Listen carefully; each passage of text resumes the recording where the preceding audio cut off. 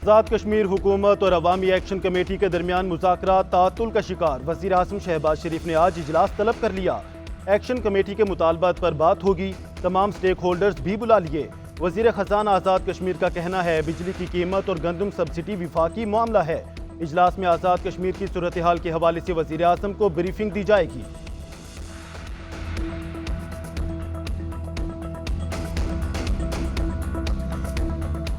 आज़ाद कश्मीर की सूरत हाल पर सदर आसिफ अली जरदारी मुतहरिक ऐवान सदर में होने वाले इजलास में आज़ाद कश्मीर की सूरत हाल पर गौर।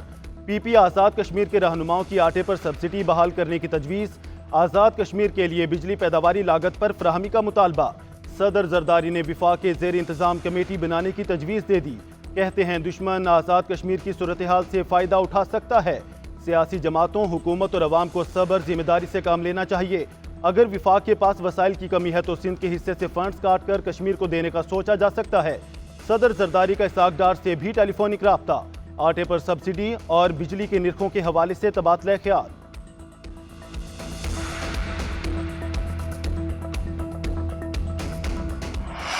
आज़ाद कश्मीर में महंगाई के खिलाफ तीसरे रोज भी एहतजाज किया गया। अवामी एक्शन कमेटी की कॉल पर लॉन्ग मार्च और हड़ताल। कारोबारी सरगर्मियां ताहाल मुअत्तल रहीं। पूंछ, बाग, जहलुम वैली में भी दुकानें बंद। इंटरनेट और मोबाइल फोन सर्विस मुअत्तल। जगह जगह सड़कों पर रुकावटें मौजूद। मुजाहिरीन रावला कोट में मौजूद। मुतालबात पर अमल दरामद तक घरों को जाने से इनकार। तसादुम में शहीद होने वाले सब इंस्पेक्टर की नमाज जनाजा अदा। उधर Azad Kashmir joint action committee ने भारतीय प्रोपेगेंडा बेनकाब करते हुए कहा कि तहरीक पुरअमन है और रहेगी। भारत सोशल मीडिया पर पाकिस्तान के खिलाफ प्रोपेगेंडा कर रहा है जो किसी सूरत कबूल नहीं। हम पाकिस्तानी हैं और पाकिस्तान हमारा है।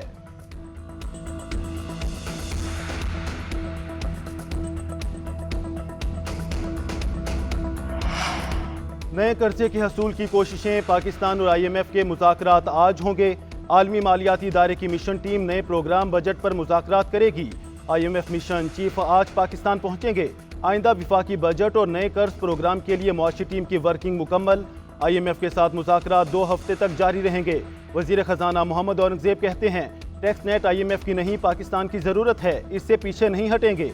मुल्क में मुआशी इस्तेहकाम चाहते हैं तो निजकारी की तरफ जाना होगा।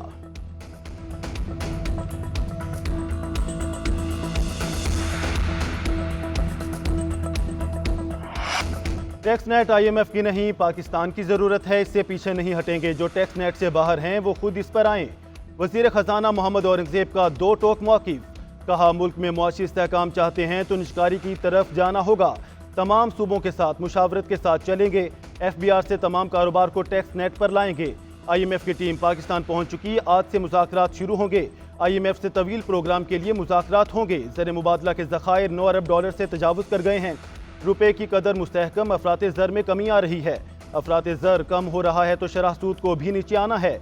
FBR का ट्रैक एंड ट्रेस इकदाम बुरी तरह नाकाम रहा। हमें स्ट्रक्चरल रिफॉर्म्स की ज़रूरत है।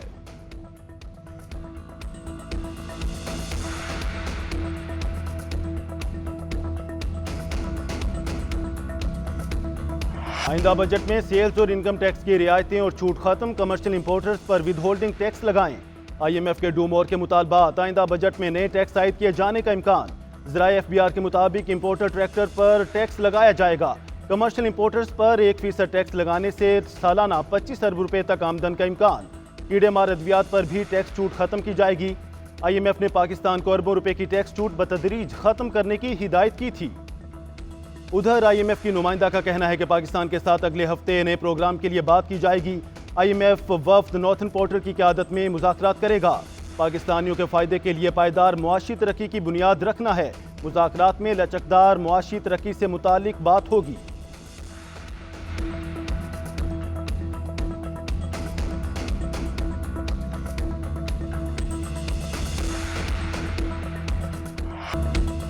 मसाइल का हल सिर्फ मुज़ाकरात हैं। मैं बातचीत के लिए कोशिश करता रहूँगा।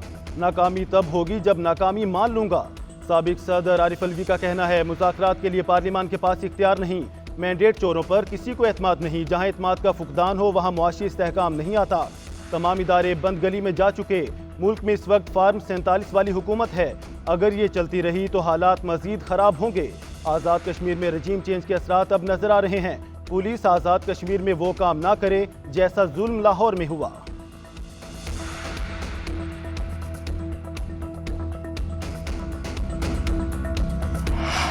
9 मई के हवाले से तहकीकाती रिपोर्ट अहम है। बानी पीटीआई और तहरीक इंसाफ को जिम्मेदार ठहराया गया। रिपोर्ट को इजाफी शवाहिद के तौर पर लिया जा सकता है। वजीर आजम के मुशीर बराए सियासी अमूर राना सनाउल्लाह की GNN के प्रोग्राम व्यू पॉइंट में गुफ्तगू। बोले 9 मई का वाकया सियासी एहतजाज नहीं, एक जुर्म था। पीटीआई खुद कहती है मुलविस अफराद को सजा मिलनी चाहिए। बानी पीटीआई ट्रायल का सामना करें, बरी हो गए तो हमें कोई मसला नहीं। मौजूदा हालात में सबको मिलकर बैठना पड़ेगा। मामलात को हल होना चाहिए, सियासी इस्तेहकाम आना चाहिए। बानी पीटीआई किसी से बात नहीं करना चाहते, इसी जिद की वजह से उनका सियासी वजूद खत्म हो जाएगा।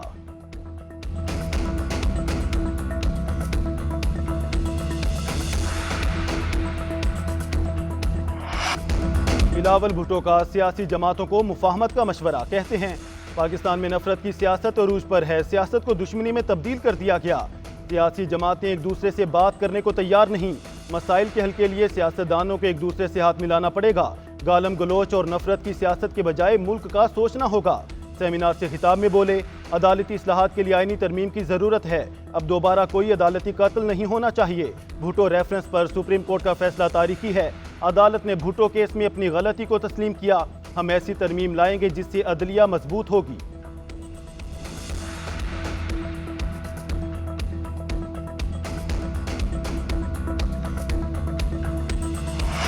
गवर्नर खैबर पख्तूनख्वा फैसल करीम कुंडी का वजीर आला अली अमीन गंडापुर को आर्टिकल 121 पढ़ने का मशवरा। कहते हैं अली अमीन गंडापुर सियासी शहीद बनना चाहते हैं, सियासी यतीमों को सियासी शहीद नहीं बनाना चाहता। आने वाले दिनों में खैबर पख्तूनख्वा में वजीर आला जियाला नजर आ रहा है। रियासत हर उस शख्स से बातचीत करने के लिए तैयार है जो आइन और कानून पर अमल पैरा हो। पूरी कोशिश होगी कि गवर्नर हाउस किसी साजिश का हिस्सा ना बने। सूबे और इलाके को खुशहाली के लिए मिलकर काम करें। विफाक में खैबर पख्तूनख्वा का मुकदमा लड़ूंगा।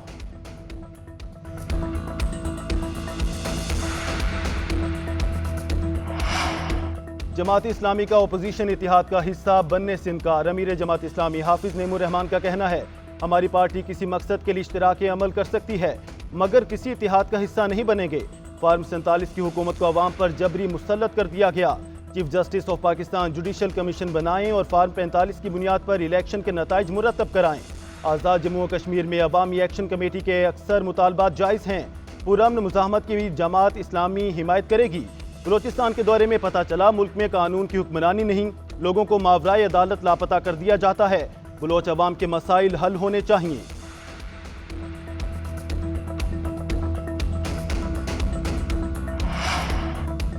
डॉक्टर खालिद मकबूल सिद्दीकी MQM पाकिस्तान के चेयरमैन मुंतखब। पाकिस्तान हाउस में खालिद मकबूल सिद्दीकी की सरबराही में मुत्तहिदा की मरकजी कमेटी का इजलास। मुस्तफ़ा कमाल, डॉक्टर फारूक सत्तार, नसरीन जलील, अनीस कायम खानी, फैसल सब्जवारी, अमीनुल हक और रिजवान बाबर की शिरकत। इजलास में तंजीमी और सियासी अमूर पर मुआवनत के लिए आला सतही मरकजी कौंसिल की तश्कील का फैसला। तर्जुमान MQM का कहना है अरकान के नामों का ऐलान जल्द किया जाएगा।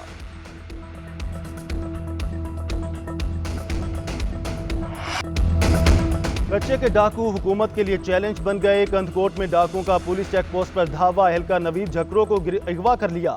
डाकुओं ने मुगवी की वीडियो भी वायरल कर दी। वीडियो में पुलिस एहलकार की सब्जोई गैंग के लोगों की रिहाई की अपील। कहा डाकुओं को ना छोड़ा गया तो मुझे कत्ल कर देंगे। IG सिंध DIG लाड़काना से मदद की दुहाई। सादकाबाद से भी डाकू एक मेहनत कश को पकड़ कर ले गए। कच्चे के डाकुओं के खिलाफ पुलिस की कार्रवाइयां जारी। कश्मीर में पुलिस मुकाबले में डाकू दिलबर मलिक मारा गया।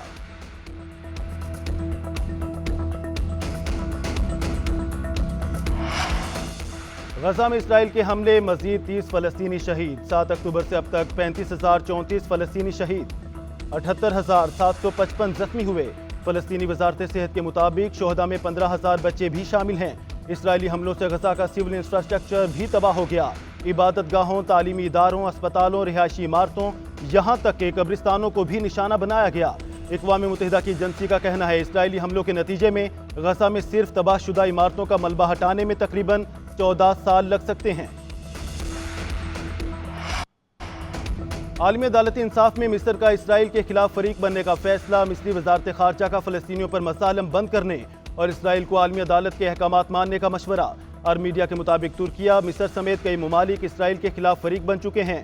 दूसरी तरफ बरतानिया ने इसराइल को हथियारों की फ्राहमी रोकने से इनकार कर दिया। बरतानवी वजीर खारजा का कहना है इसराइल को हथियार नहीं देंगे तो हमास मजबूत होगी। डेविड कैमरॉन कहते हैं रफा में बगैर तैयारी ऑपरेशन की हम भी हिमायत नहीं करते। हथियारों से मुतालिक हमारी पॉलिसी अमेरिका से मुख्तलिफ है। इसराइल सिर्फ 1% हथियार बरतानिया से खरीदता है।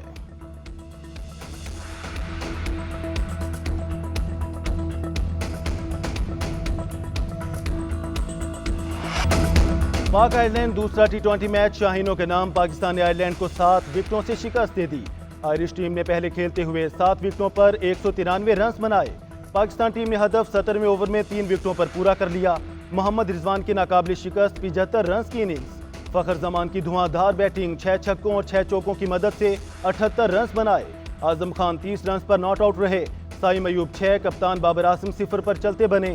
3 मैचेस की सीरीज 1-1 से बराबर।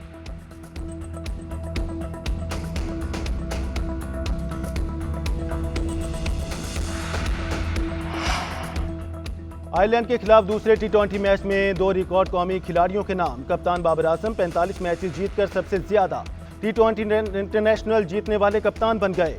फास्ट बॉलर शाहीन शाह अफरीदी ने इंटरनेशनल क्रिकेट में 300 विकेट हासिल करनी। चेयरमैन PCB मोहसिन नकवी ने अहम संग मील अबूर करने पर दोनों स्टार खिलाड़ियों को मुबारकबाद दी। मोहसिन नकवी ने बाबर आजम और शाहीन शाह अफरीदी को शर्ट्स भी दी। अजलान शाह टूर्नामेंट में सिल्वर मेडल हासिल करने वाली कौमी हॉकी टीम वतन वापस पहुंच गई। प्राइम मिनिस्टर यूथ प्रोग्राम के chairman Rana Mashhood, sports board के नुमाइंदों ने इस्तकबाल किया। खिलाड़ियों को फूलों के हार पहनाए गए। एयरपोर्ट पर पाकिस्तान जिंदाबाद के नारे, ढोल की थाप पर भंगड़े। कौमी टीम फाइनल में जापान से हार गई थी। वजीर आजम शहबाज शरीफ का हॉकी के खिलाड़ियों के लिए 10-10 लाख रुपए इनाम का इनाद।